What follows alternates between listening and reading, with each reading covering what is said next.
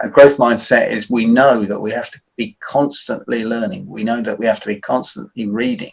We know that we have to be constantly looking at YouTube, listening to podcasts, so we can get all the new information, so we can understand and vision what's going to happen next. Because 2 years ago, no one would have thought a pandemic like this would have happened. So surprises happen.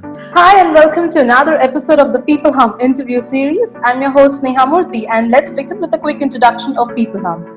peopleHum is an end-to-end, one-way integrated human capital management automation platform, the winner of the 2019 Global Cody Award for HCM that is specifically built for crafted employee experiences and the future of work. We run the peopleHum blog and video channel, which receives upwards of 200,000 visitors a year and publish around 2 interviews with well-known names globally every month. We have with us today Derek Arden. Derek believes that mastering how you negotiate in the digital age is massive due to the speed of the internet and massive amount of information people have when negotiating. Having spoken on negotiating on 5 continents and 30 countries, he understands the different culture differences that people have when negotiating. As a motivational speaker, Derek has inspired his clients to go out and take charge of their difficult negotiations with some of the most modern business techniques. As a leader, he has been honored by being the chairman and president of the United Kingdom's Professional Speaking Association. He is the author of 10 business publications on negotiating. In July 2015, Win-Win: How to Get a Winning Result from Persuasive Negotiations was published by Pearson and immediately went into number 3 in the UK business book charts and received 30 5-star ratings on Amazon in just 6 months. That's so impressive, and we are so happy to have you on the show, Derek. Welcome to peopleHum. Thank you very much, and it's an absolute pleasure to be with you. Thank you so much for inviting me. Thank you so much, Derek. So I can't wait to jump into the questions. So the first question I had for you, Derek, was, you've been a professional speaker, masterclass leader, trainer and advisor, among other things. We'd love to hear about what your experience has been like. Well, I'm passionate about helping people. I'm passionate about educating people. I'm passionate about helping people negotiate better. And negotiation fits right in the middle of all interpersonal skills. In fact, if you can't negotiate, you will never be successful in business. And that's a quote from Carol Dweck's book, Mindset, which has sold over 1 million copies. And she was a professor at Columbia University and a professor at Harvard as well. So negotiation is fundamental to everything. And when I worked for Barclays Bank for a number of years, and I got thrown out of a meeting by a big UK retailer after 30 seconds for not reducing my price. And at that point, I realized that I wasn't as good a negotiator as I thought I was. I thought I was a good negotiator. Most people think they're good negotiators, but I realized there was a massive gap. And at that moment, when I was sweating, concerned, worried about losing £1 million of business for the bank, I decided that I better learn about negotiation, not just normal negotiations, but the highest level negotiations. And that night I went out and bought a book. It was the only book written in Europe at the time by a guy called Gavin Kennedy. It was called Everything is Negotiable. And I read that book on the train commuting home, and I realized there were so many things in there that I didn't know, didn't understand: tactics, reading body language, etc. So I then started listening to audio tapes. I went and studied at Harvard Business School in the US, and enjoyed myself learning about a subject that people generally aren't very good at. But no one will admit they're not a very good negotiator, because that wouldn't be a very smart thing to do in business with your boss. But I realized that I was now better than my boss and his boss's boss. And I kept getting promoted, and I kept getting asked to speak on the subject, so I kept speaking on the subject. But people forget that negotiation sits right in the middle of presenting, pitching, selling, influencing, haggling. Some countries call it bargaining, conflict management, and actually positivity, because people will be more persuaded by people who are positive, have a positive attitude, use positive language, and are looking for a win-win solution. Now, you can't always get win-win solutions out of every situation, because some people just don't want to help the other side get what they want. But when we look at where the other person's coming from, when we remember there's two sides to everything, however small, however thin you slice it, then we put ourselves in the other person's shoes, find out where they're coming from, and then help them get what they want. And of course, cultural negotiations, which you mentioned, is really important, because there's different cultures in every country. In the UK, the Scottish people are very different to the English people, but people don't realise that. And I know in a country like India, people on the east or the west are very different, and therefore you still need to understand their cultures and where they're coming from when you go to negotiate with them, because the most important person in the world is you, is the person that you're talking to, and therefore you need to put yourself in their shoes. Often I get asked, I'm going to another country, what should I do? And I said, you should research the people, you should research the cultures, you need to understand where they're coming from, what's important to them, what's on their agenda. Are they more like in the East, which is a little bit more collaborative compared with the West, and America, which is a little bit more competitive, and it's that competitive. So really understanding where you're coming from is very, very important. Absolutely. I completely agree to that. How you said that to create a win-win situation, it's very necessary to master the art of negotiation. Yeah, no, absolutely. And you need, it's back to what I've just said. You need to understand where the other person's coming from, what they want, what's on their agenda, what's really important to them. And some of the negotiations in wars, and we don't really want to talk about wars, but there's been conflict since the earth began, are often because one side wants one thing and one side wants the other. So to create a win-win, you've got to make sure the other person or the other country gets what they want, so you can get what you want. Now, that's not always possible. That doesn't mean you give in to the other side, but you collaborate, you inquire, you think about where they're coming from, and you even ask them. What you don't do, and this is a big mistake a lot of people make on negotiations, is you don't assume where they're coming from. And what's really interesting in the English language is that the word assumption, has the first three letters as in front of them, ASS. So the last thing you want to do is make an ass out of you and me, because we have assumed that the other person wants X, but they actually want Y. And so win-win negotiations really came out of the Harvard Business Project, which was set up in the 1980s and the 1990s to try and stop conflict around the world. There were big bombs now, big weapons, and if we weren't careful, it would be a total lose-lose if nuclear weapons were used, and everybody would destroy themselves, which would be crazy. So it was really set up to try and get countries to consider what the other party wants. And these are the biggest experts, biggest psychologists in the world at the Harvard Business School, which is why I went to study on their program. And that's where collaboration came in. And not that we've never collaborated before, but it took that more aggressive, stance.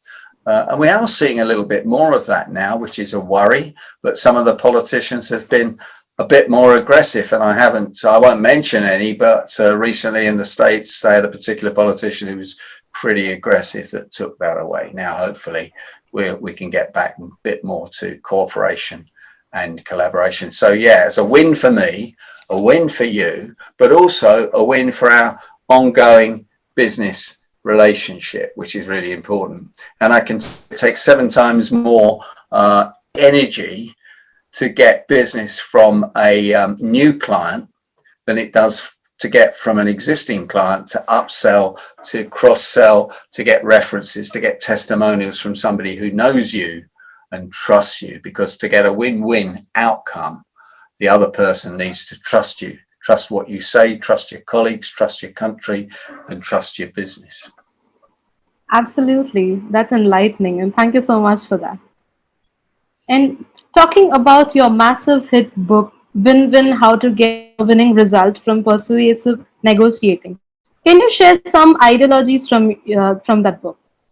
Yeah, sure. I'd be very pleased to. I structured it around 12 points of negotiating, and let me talk you through those very quickly. In the book there is a score sheet so people can score themselves, and then I've weighted each of the 12 points with a weighting that's really important, so that you can score yourself out of 100 by using that score sheet. And Win-Win is available all around the world on Amazon. So I hope some people will score themselves, because that's a quick and easy way and very efficient way to do it.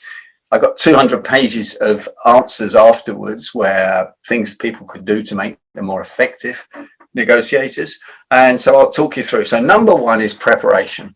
Proper preparation prevents pretty poor performance. Prepare, prepare, prepare. And when I say prepare, think about how the people negotiated before, they're coming from, what the people are like that you're negotiating with, what they want to achieve, and talk to your own people who have negotiated with them before. Perhaps mind map all the facts. I'm a fantastic mind mapper. I love mind mapping.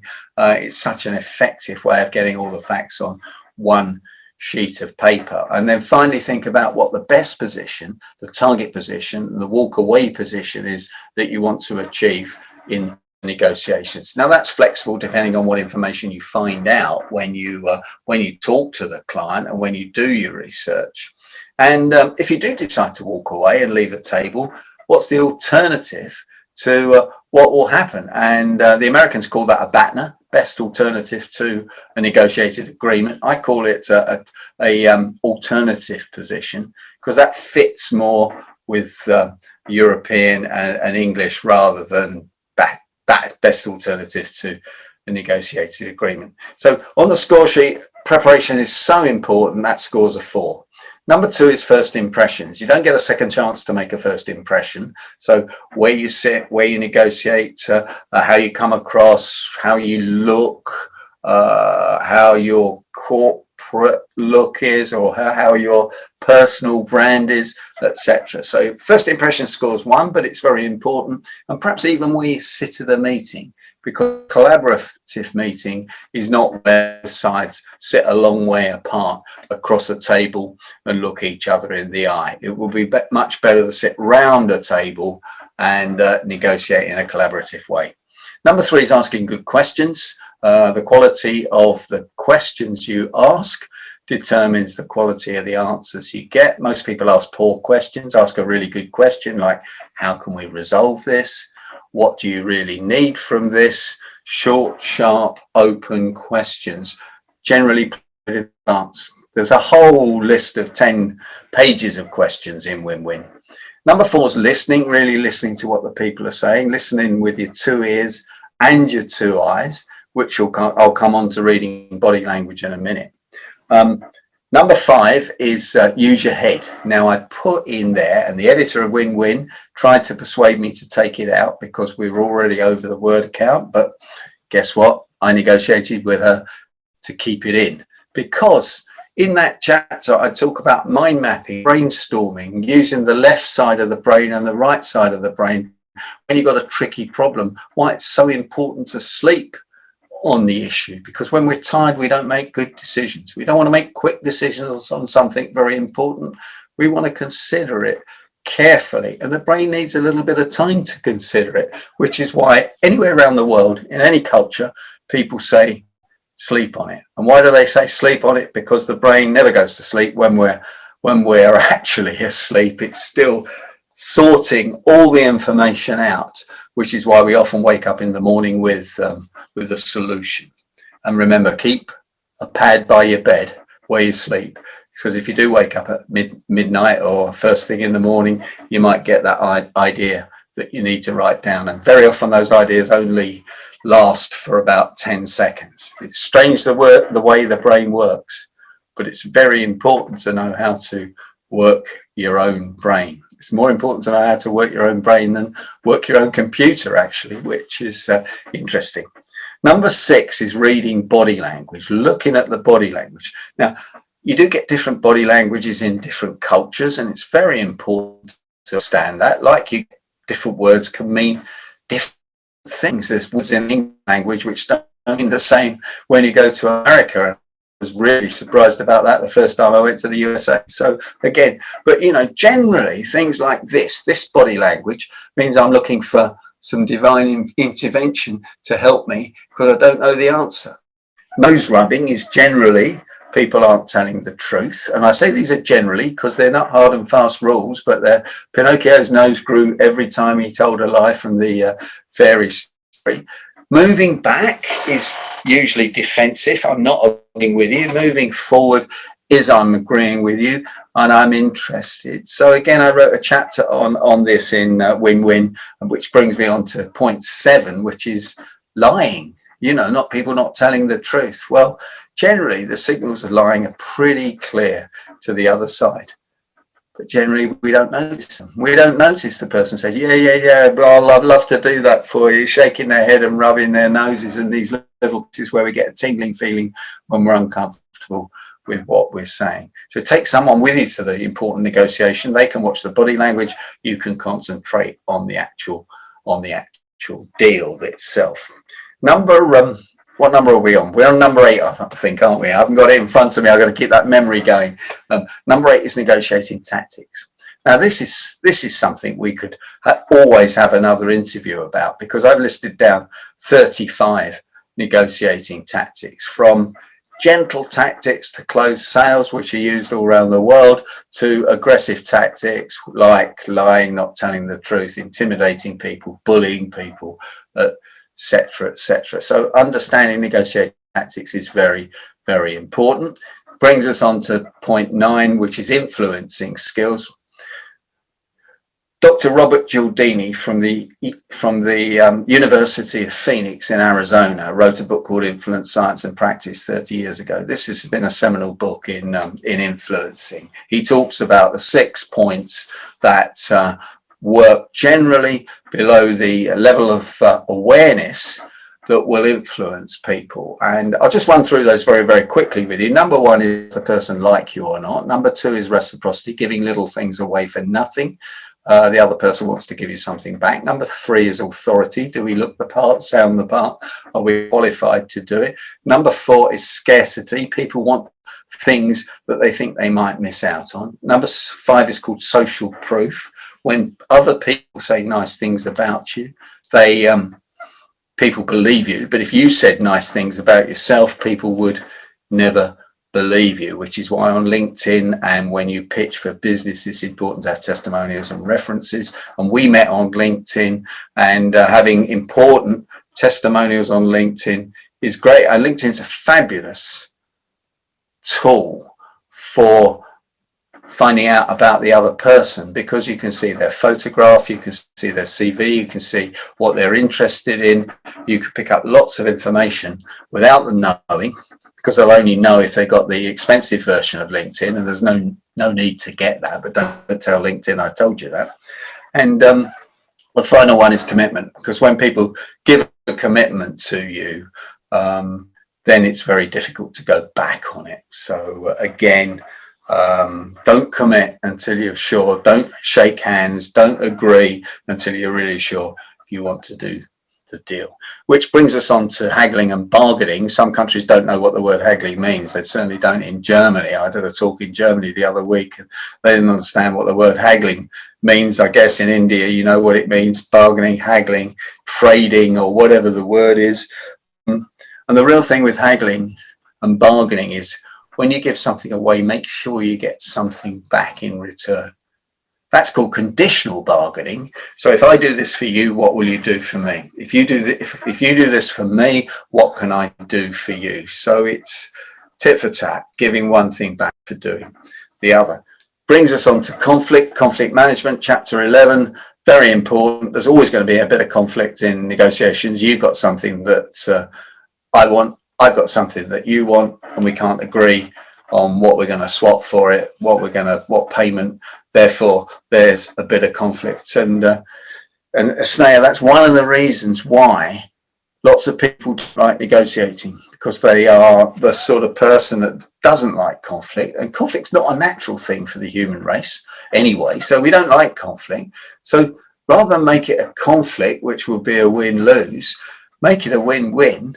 What can I do for you to resolve this? How can you and I resolve this so we can have a win-win long-term business partnership? Because that's what we want, isn't it? And that's a statement followed by a yes tag question, which gets you nodding. People can't help nodding to that. So that's why I'll talk about yes tag questions in chapter 3 in win-win. And then finally we come to confidence. And you're not going to be confident if you don't prepare and if you don't think about which one of those things in my 12-stage system needs to be taken into account for the particular negotiation you're doing. You don't need all 12, but you need to understand all 12 and which ones are important. So I just run through those again, tell you what the weightings are. Preparations are 4. First impressions is a 1. Questioning is a 1. Listening is a 2. Using your head's a 1. Body language is a 2. Lying is a 1. Tactics are a 2. Influencing is a 1. Bargaining is a 2. Conflict management's a 1. And confidence is a 1. So if you score yourself on that in the scorebook in there and then multiply them with the factors, that will give you a score out of 100. You've got a score out of 100, which is your score. Then look back and say, hey, that's what I need to improve. That's what I need to do better. Let's focus on reading body language when we ask a big question. So I hope your viewers and listeners will take a look at that and increase their ability to negotiate, increase the results they get, and therefore increase their profits and their success. You've got some more, you might have some more questions for me, I don't know.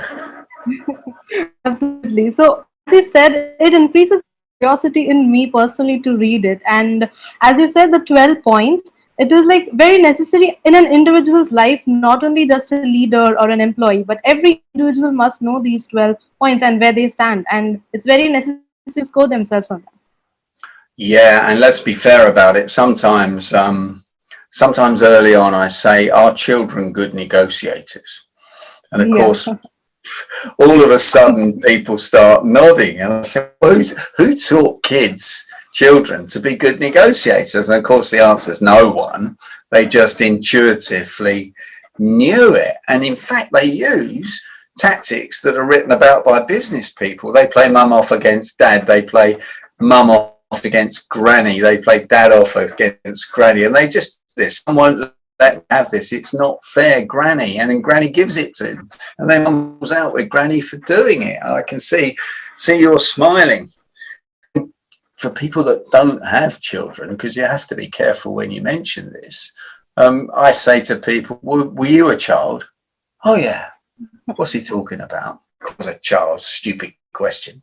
I said, were you a good negotiator? And then they think it through, and then they think through some of these tactics. And I said, the moment you were born, you had a cuddle with your mum, and then you cried, and then she fed you, and you thought, oh, this crying works. I get fed. If I cry, I get fed. And I said, some people still think that bullying people, which is not right really, is it? Bullying people works.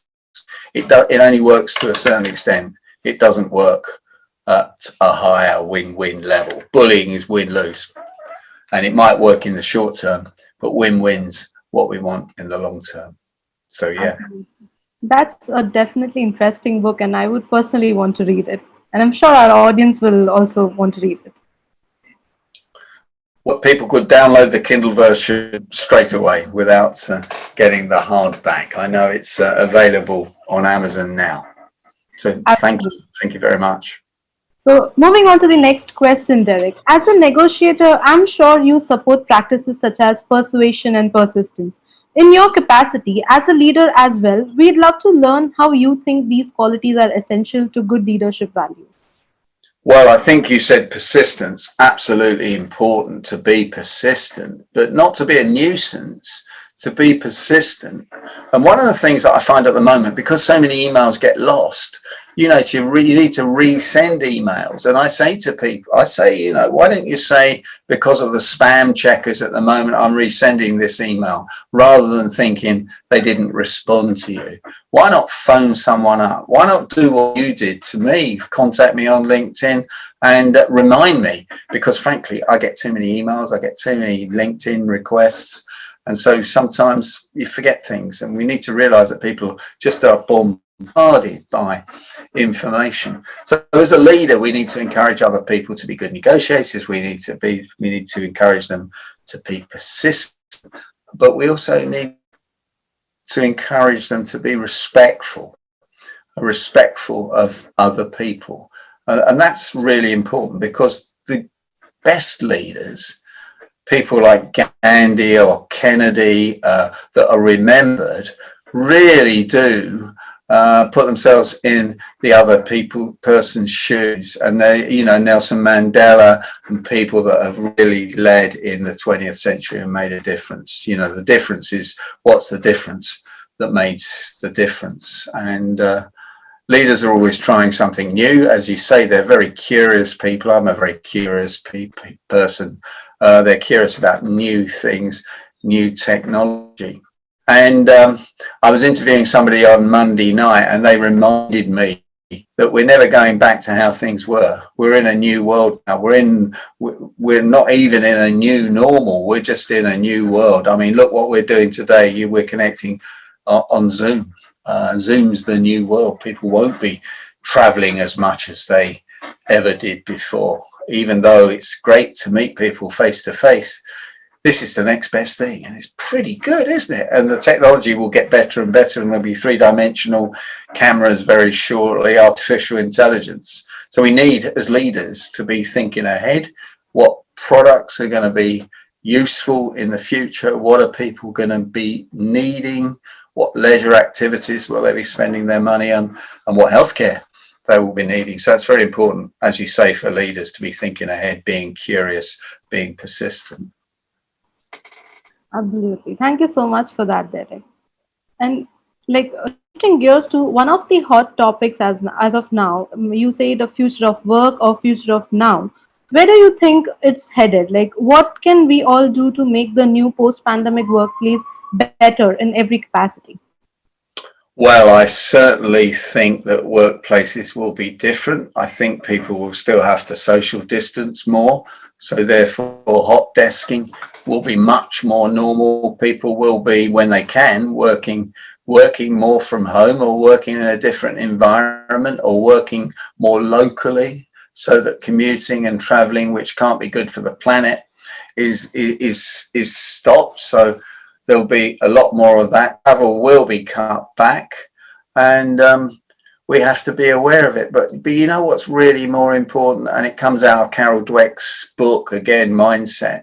She talks about two types of mindset. She talks about fixed mindset, where people think they know it all, they've learned, they've been to university or whatever, they've done their education, and they don't need to learn anymore. People like you and I, and probably your listeners, would have what she called a growth mindset. A growth mindset is, we know that we have to be constantly learning. We know that we have to be constantly reading.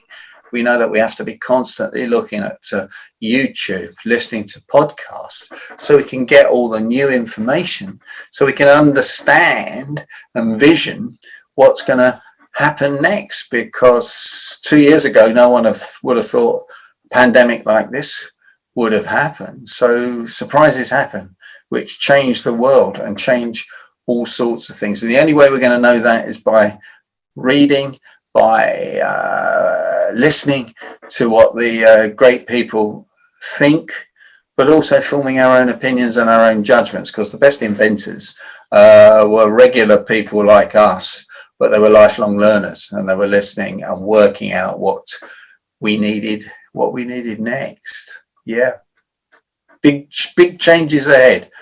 What we need to keep learning, we need to be lifelong learners, or the Americans call it philomaths. Right. That's such a beautiful answer. Thank you so much. And that brings me down to the last question for the day. And Okay. before wrapping up, I'd love to ask you any passing remarks that you have for our audience. Well, let me say there's three things I'd like them to think about, and I probably mentioned this already. Number one, a win-win solution is fantastic because it's fantastic for your relationship with the person, and relationships are really important, their relationship with you, and for your ongoing forward relationship. So put yourself in their shoes and find out what they want by asking great questions and listening very carefully. Number two is, if you always do what you've always done, you'll always get what you've always got. I don't know where that expression came from, where that quote, different people will claim the quote. It probably comes back to Socrates and Plato and the great leaders and the great religious books. But change is constant. People don't like change. It's not natural. We like to be in a safe environment, but change is constant. Things are constantly changing. And this pandemic has showed us never more than we've ever seen. So if you always do what you've always done, you'll always get what you've always got. So go out and try something different. If it doesn't work, you can go back to doing what you did. And number three is having positive self-talk. Talking to yourself positively, mixing with positive people, not listening to the doomsayers. You know, they talk about doom, gloom. I talk about doom, boom. We can use it as opportunities. So look out for opportunities, be confident, talk to yourself in a positive way, mix with confident people.